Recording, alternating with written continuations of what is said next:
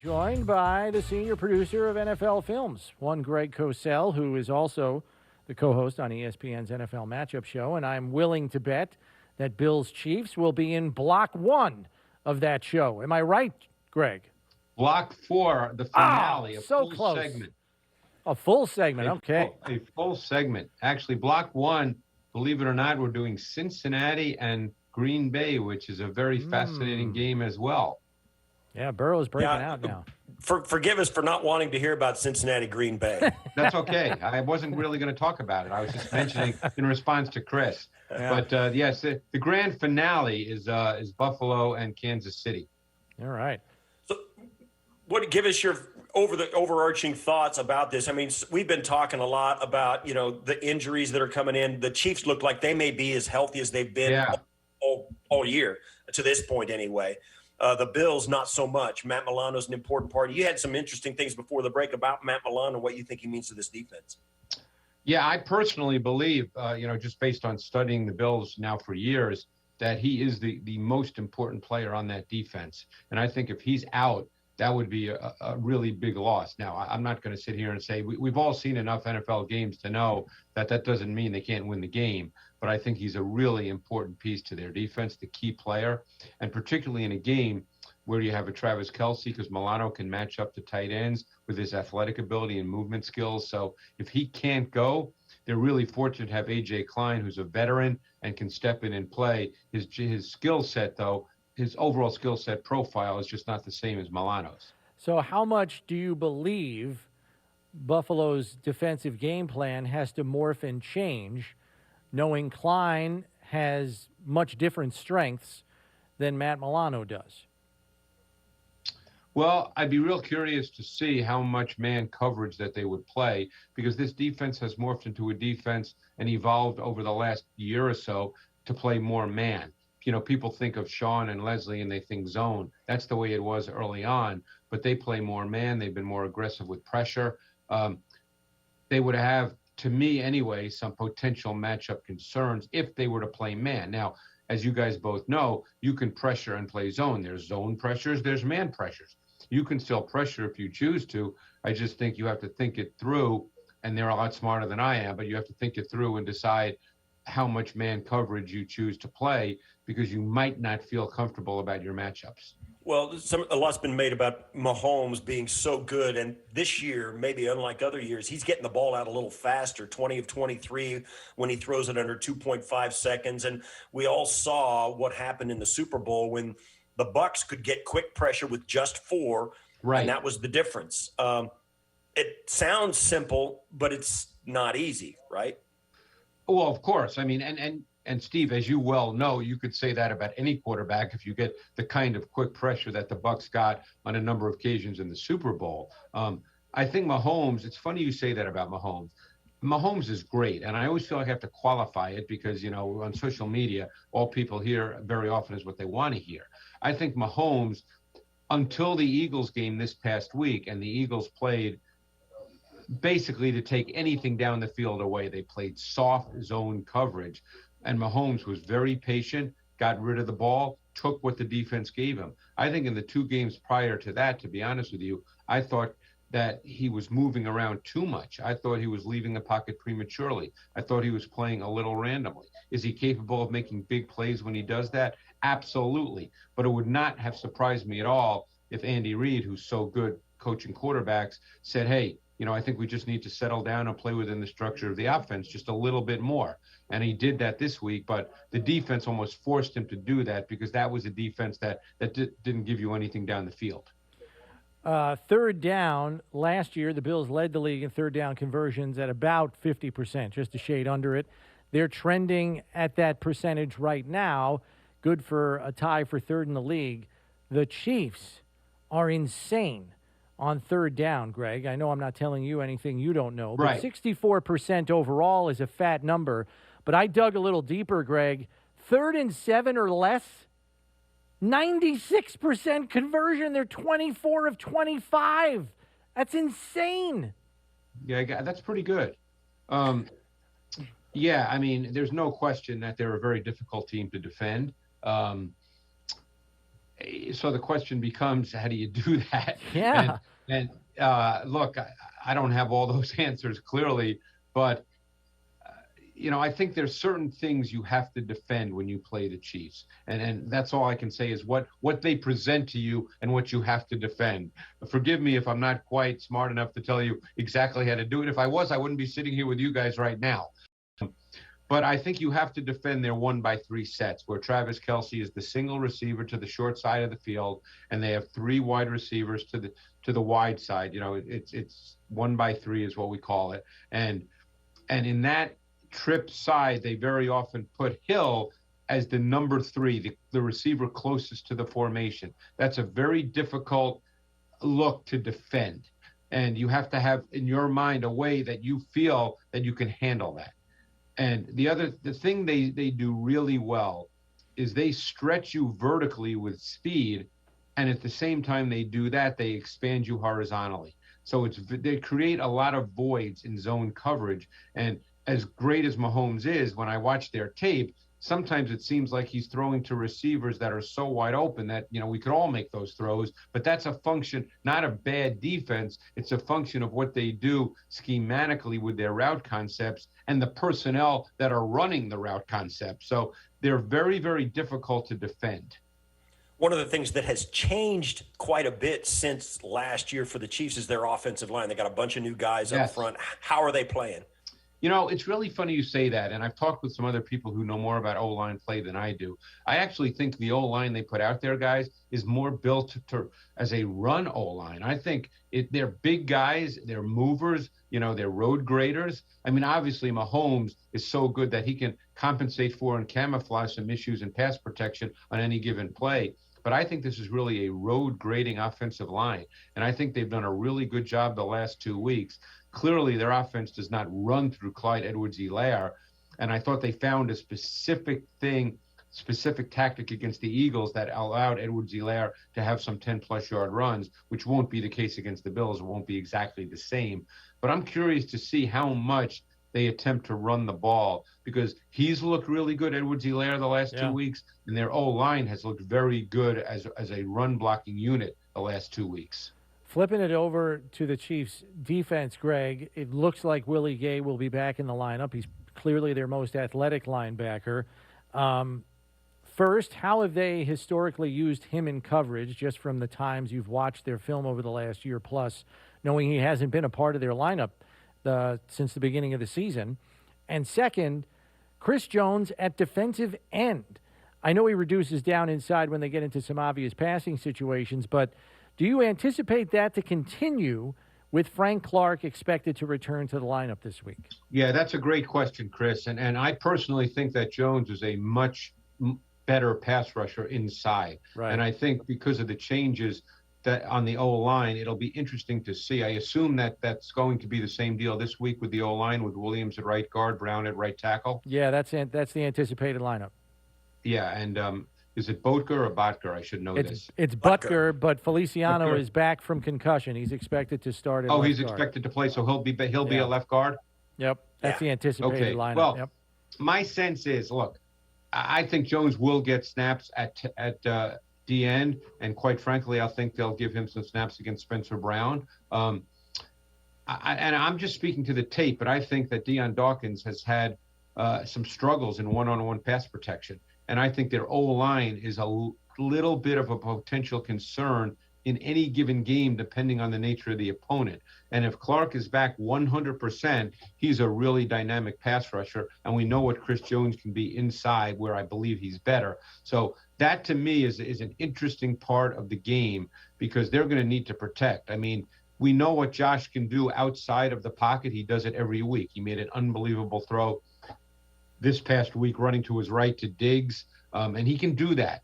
But you can't live your life playing that way. There's going to have to be continuity and structure to their offense. And one of the things I think Brian Daboll's really good at is I think they have route concepts that give you answers versus both man and zone. And I think those are the kinds of route concepts you're going to need to see in this matchup. And then about Willie Gay, Greg, really quick.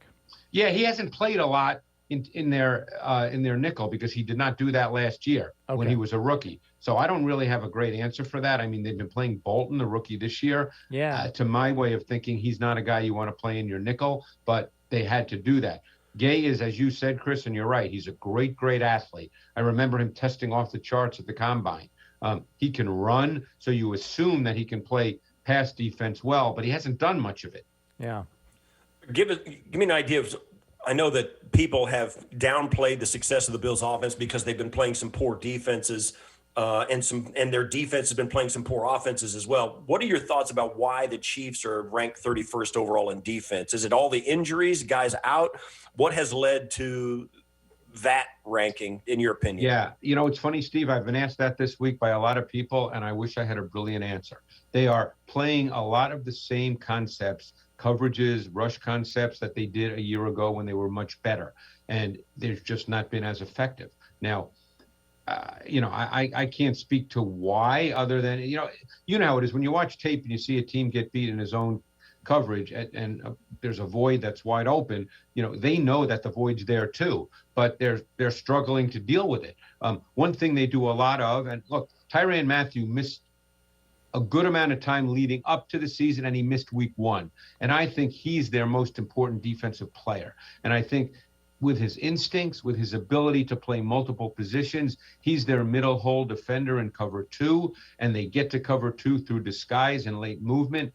It's possible that Mathieu being out for a good 10 days before the season opener and then not playing in the season opener has impacted that. But they're doing a lot of the same things tactically. They're just not doing them well.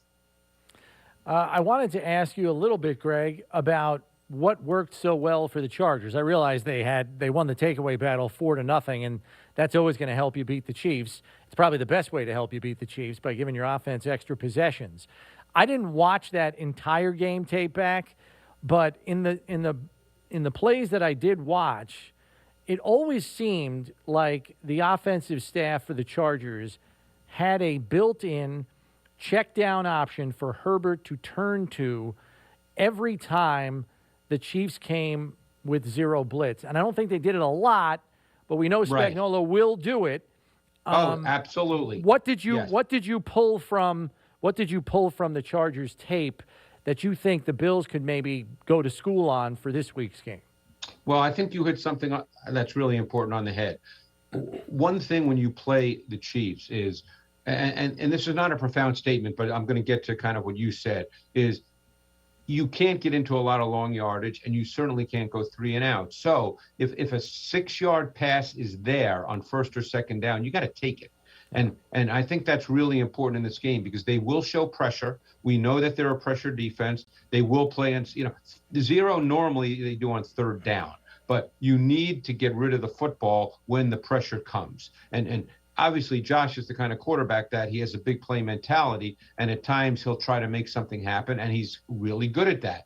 But like I said, you can't count on that.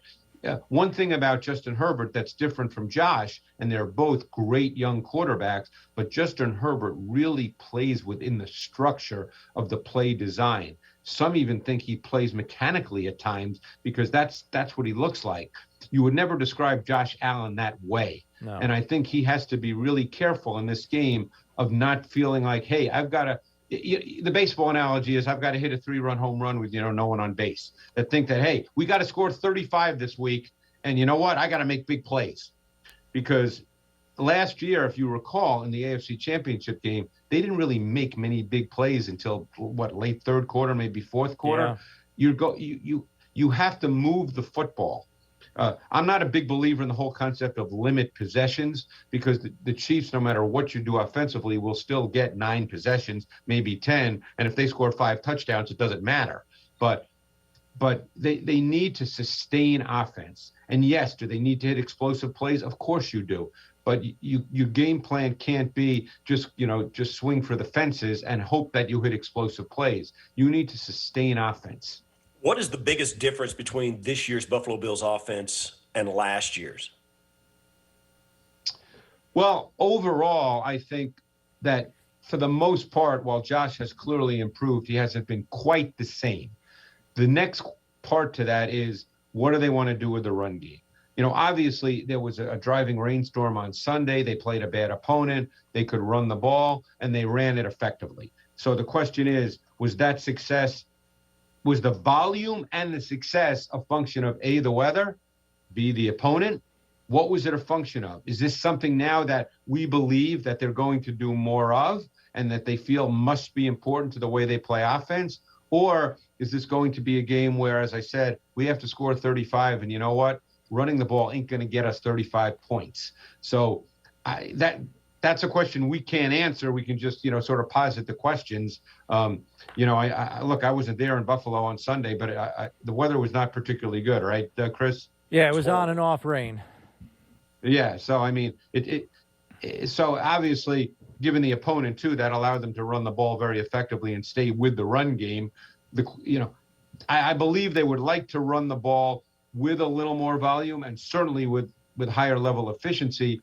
The question is this the game that's the right tactical approach? Yeah, because I wonder that too, because when they have turned to the run game, it has been more effective, and that was their goal in the offseason. Not run it more effectively. And I think for the most part with Moss and Singletary, they have. They're going against the Chiefs defense that's actually worse against the run than Houston is. Yes. So it begs the question, can you at least use a run game against the Chiefs to, as you say, sustain your offense, stay on schedule with down and distance, stay out of those bad third downs where Spagnuolo sends the kitchen sink at you, and finish drives? And that's the question. And I think my response to that would be that I think Moss is much more of a sustaining grinder stylistically than Singletary. So I'm wondering if Moss is much more of the back you would use in a game like this when you want to run the ball, because that's his game. That was his game coming out of college. No one saw Moss as a big play explosive back. They saw him as a sustaining grinder, a competitive, decisive downhill runner, the kind of back that when it's blocked for 3, he can get 6. And in a game like this, those extra 3 yards mean an awful lot. Yep. What else do you think about this game, Greg, when you get into, at this point, Mahomes with a new offensive line, kind of a road grader? How different is the Chiefs? Is the Chiefs' offense different than we've seen at all? It seems to me it's one of those old things. They reloaded rather than rebuilt their offensive line. I mean, Mahomes is still the guy that's going to get it done. Tyreek Hill. I mean, which one's more important? Is it Tyreek Hill or Travis Kelce? Which one do you think has, if it's evolved at all, it's probably going to start with those two? Well, it does. And they're both important in different ways, Steve, as you know. Obviously, when you have a threat like Hill, who on any given play can take the top off your defense, and that's the last thing that a defensive coordinator ever wants to happen in a game, a 60-yard touchdown, because those plays, you just can't get those back. So they're both important in different ways. I think Kelce clearly, for the most part, is much more of the sustainer, and whereas Hill can create those big plays. That's a hard question to answer, but their offense is not really different from last year. The big question with their offense is how much they choose to run the ball, and how they feel they can pass protect. And obviously we know that the Bills bring big bodies as pass rushers. I assume Rousseau's okay, right? He's going to go? He is, yep. Yeah, I know he's practicing. He practiced fully yesterday and is practicing again today, so he looks fine. Yeah, so he'll go. Pass rush is an interesting thing with Mahomes, because just getting bodies around him, he's capable of making so many plays on the move that automatically doesn't shut down their offense. But and then the other factor is the receivers are so good when Mahomes moves at finding open areas. I'm sure they practice that an awful lot because Mahomes is that kind of quarterback. As Steve knows, that doesn't just happen on a whim. That's practice. Right. The last one I've got for you, Greg, is how the offense for the Bills has been diversified, particularly in the passing game. Sanders, instead of John Brown, is a more diverse 3-level receiver. Yes. First question is, how do you think that can help the execution of Buffalo's passing game against this Chiefs defense, number one? And then number two, has Dawson Knox emerged to the point where he must be accounted for by this Chiefs defense, and how might that impact their execution against this Chiefs defense? Well, and that's a great question, and I'll tell you why. Because predominantly, the matchup man-to-man when the Chiefs play man coverage on tight ends is Sorensen. Mm-hmm. And obviously he's done okay, otherwise he wouldn't be doing it. But that, to me, is a matchup you can take advantage of. So I don't think that the Chiefs will change how they play the tight end.